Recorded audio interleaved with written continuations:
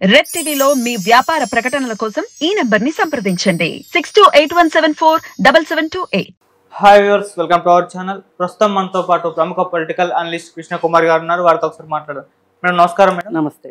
Madam, నిన్న చంద్రబాబు నాయుడు గారు మరి సాయంత్రం పూట ప్రశాంత్ కిషోర్ గారితో మరోసారి భేటీ కావడం జరిగింది. దాదాపు 4 గంటల పాటు వీళ్ళిద్దరూ సమావేశమయ్యారు కూడా వార్తలు వస్తున్నాయి. ఎందుకు ఈ సమావేశం, రీజన్ ఏంటంటే ఎలక్షన్స్ ముందర ప్రశాంత్ కిషోర్ గారితో చంద్రబాబు గారు ఏ విషయం నిమిత్తమైన మీటింగ్ జరిపారు.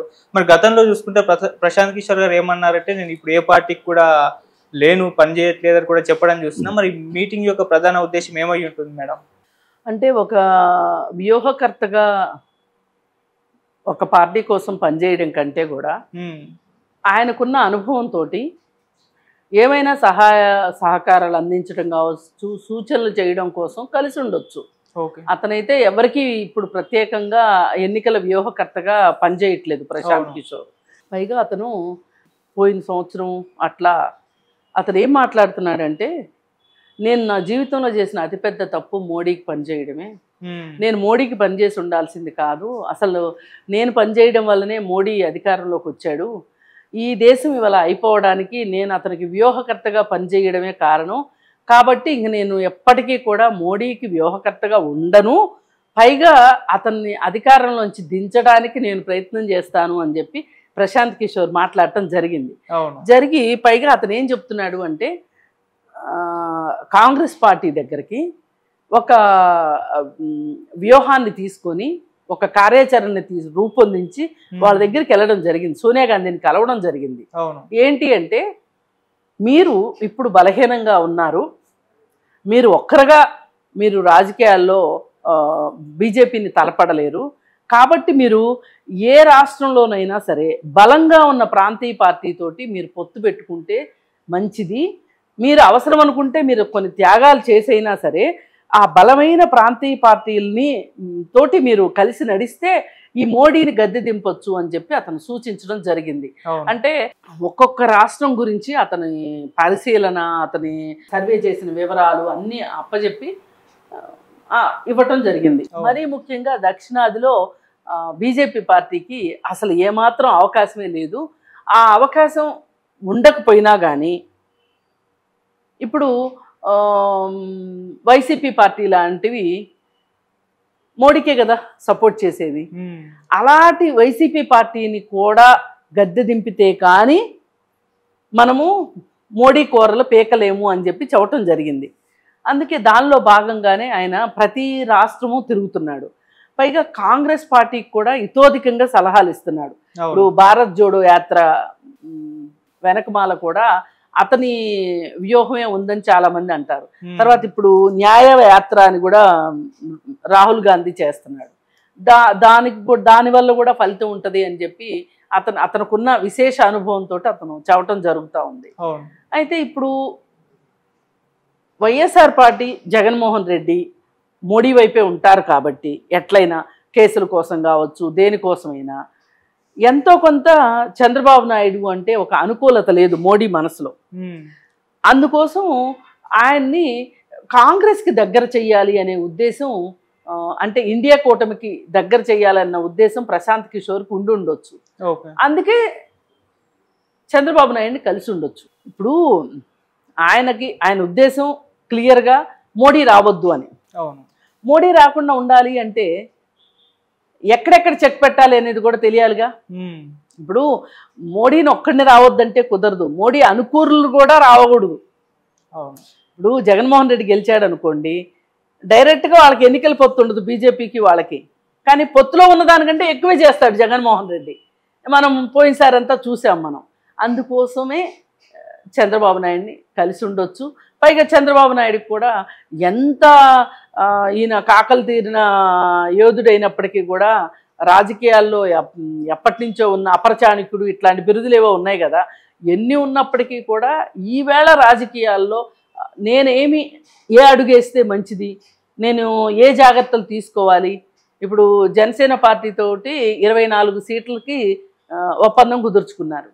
చాలా మంది అన్నది ఏంటంటే అసలు వాళ్ళకి 24 కూడా ఇవ్వడం చాలా ఎక్కువ, ఎందుకంటే జనసేన అంత పెద్ద పార్టీ కాదు అని చెప్పారు.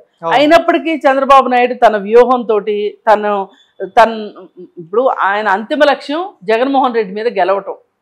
మన దగ్గర మనం సీట్లు తక్కువ పోటీ చేసాం, ఎక్కువ పోటీ చేసామనేది కాదు. అందుకని చెప్పి జనసేన పార్టీ విషయంలో 24 సీట్లు కూడా ఇవ్వకోకుండా తను పేచి పెట్టుకుంటే అతను విడిగా పోటీ చేశాడు అనుకోండి, అసలుకే మోసం జరుగుతుంది కదా, అసలుకే ఎసరు వస్తుంది కదా. అందుకని అంటే ఇప్పుడు ఒక క్రిటికల్ సిచ్యువేషన్లో ఇలానే ఆలోచించాలి. తెలివైన వాళ్ళు ఇలానే ఆలోచిస్తారు, అంతేగాని కంటికి కన్ను పంటికి పన్ను అన్నట్టు మాట్లాడితే అవ్వదు రాజకీయాల్లో. ఇప్పుడు మనం కొంతమందిని చూస్తున్నాం కదా, ముద్రగడ పద్మనాభం, హరిరామ జోగయ్య వీళ్ళని చూస్తున్నాం కదా. పోనీ మరి వాళ్ళిద్దరు ఏమన్నా ఎక్కువ సీట్లు ఇస్తే గెలిపిస్తారా? ఆ గ్యారంటీ ఇస్తారా? మరి ఎన్నికలంటే ఊరికినే ఉన్నాయా? డబ్బు ఖర్చు పెట్టాలి. పవన్ కళ్యాణ్ కూడా అన్నాడు కదా, ఓట్లు కొనందే పని జరగదు అని చెప్పి. మరి ఇట్లాంటి పరిస్థితుల్లో ఏ విధమైన వ్యూహాలు, ఏ విధమైన ఎత్తుగడలు అవలంబించాలి అనే దానికి అతను కలిసి ఉండొచ్చు. అదేమీ తప్పేమీ కాదు. ఇవాళ ఈ దేశం మొత్తం ఎదుర్కొంటున్న సమస్యలకి ఒక రకంగా ప్రశాంత్ కిషోరే కారణమైనప్పటికీ కూడా ఇప్పుడు అతను తన తప్పు తెలుసుకున్నాడు కాబట్టి దాని ప్రకారం అతను ఇప్పుడు మారిన మనిషిని ఎవరూ తప్పు పట్టకూడదు. నువ్వు అప్పుడు అలా ఇప్పుడు ఇలా అని మాట్లాడితే కుదరదు. ఇప్పుడు ఎలా ఉన్నాడు అతను అనేది చూసుకోవాలి. పైగా ప్రశాంత్ కిషోర్ వ్యూహాలు అంటే ప్రతి ఒక్కళ్ళు భయపడతారు. అతను కోడికత్తి డ్రామా, లేకపోతే బాబాయ్ హత్య, ఆ హత్య జరిగిన తర్వాత ఎలా మాట్లాడాలి మొత్తం స్క్రీన్ ప్లే ఇచ్చింది కూడా అతనే. అంటే బహుశా ఒక డాక్టర్ లాగా ఏ జబ్బుతో వచ్చిన పేషెంట్కి ఆ పేషెంటు మానసిక స్థితిని బట్టి కూడా వైద్యం చేస్తారు డాక్టర్లు. అలాగే జగన్మోహన్ రెడ్డి మనస్తత్వానికి తగ్గ సలహాలు అప్పుడు ఇచ్చుండొచ్చు. చంద్రబాబు నాయుడు మనస్తత్వానికి తగ్గట్లు చంద్రబాబు నాయుడుకి ఇచ్చే సలహాలు చంద్రబాబు నాయుడుకి ఇవ్వచ్చు. అంటే అందరికీ పిడుక్కి బియ్యానికి ఒకే మంత్రం వేస్తాడని మనం అయితే అనుకోక్కర్లేదు. అందుకని ఏమో అతని వ్యూహం కూడా పనిచేస్తుందేమో చూడాలి. ఓకే మేడం, మామూలుగా ప్రశాంత్ కిషోర్ చూసుకుంటే గెలిచే పార్టీ వైపునే తను ఉంటారు అని చెప్పేసి మనం ఎప్పటి నుంచో వింటున్నాం. అంటే మరి ఈసారి కూడా టీడీపీ జనసేన వేవ్ ఉంది, ఖచ్చితంగా ఈ పార్టీలో గెలుస్తాయి కాబట్టి కొంచెం నా సలహాలు కూడా అవసరమవుతాయని ఇస్తున్నారు అనుకోవచ్చు. అదే తన సలహాలు. ఇప్పుడు ఎవరు ఎంత పని చేసినా ఉడత సాయం ఉడతదే.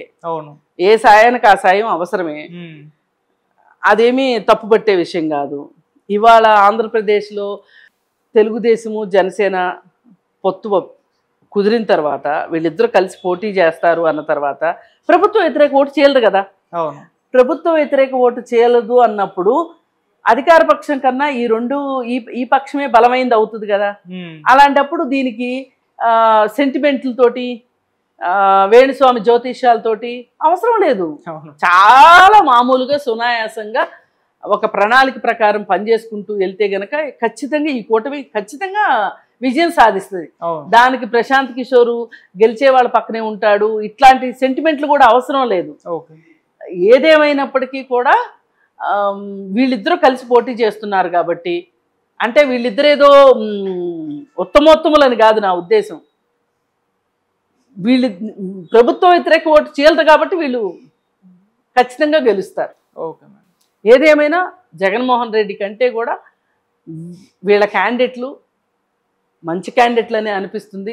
ఎక్కడో ఒక చోట క్యాండిడేట్ల సెలక్షన్లో పొరపాట్లు జరగకుండా ఉండవు. జరిగినప్పటికీ కూడా మనం మెజారిటీ ఫాలో అవ్వాలి తప్పితే మైనర్గా అక్కడక్కడ ప్రాబ్లమ్స్ ఉంటాయి కాబట్టి మొత్తం అందరికీ అదే మనం ఆపాదించలేము. ఇప్పుడు ఓ పక్కన వీళ్ళిద్దరూ కలిసి పోటీ చేస్తున్నారు అన్నప్పుడల్లా అని ఖరారవుతున్న వెంటనే వైసీపీ పార్టీ ఏదో తుఫాన్లో చిగురుటాకులాగా వణికిపోతా ఉంది. దాని తాలూకు సంకేతాలు మనకు బయటికి తెలుస్తూనే ఉన్నాయి. వాళ్ళ వైబ్స్ అన్ని మనకు అర్థమవుతానే ఉన్నాయి. వాళ్ళకి అర్థమైపోయింది. పైగా దానికి తోడు నిన్న వాళ్ళ చెల్లెలు సునీత ఢిల్లీలో ప్రెస్ మీటు, అది కూడా చాలా అసలు మామూలుగా లేదు వ్యవహారం. ఓ పక్కన చూస్తే వంగవీటి రాధా కోసం ఎంత ప్రయత్నం చేసినా అతను రాలేదు. ఇప్పుడు పవన్ కళ్యాణ్కి 4వ పెళ్లి అని మాట్లాడితే కూడా దానికి కూడా ఇప్పుడు తను తీసుకున్న గొత్తులో తనే పడింది వైసీపీ. మరి ఇట్లా ఇవన్నీ జరిగిన పరిస్థితుల్లో ఏ రకంగా చూసినా కానీ వీళ్ళే గెలుస్తారు అనేది అర్థమైపోతుంది. దానికి ఇవన్నీ కూడా కొంచెం యాడెడ్ ఫీచర్సే. Okay, thank you so much. Thank you.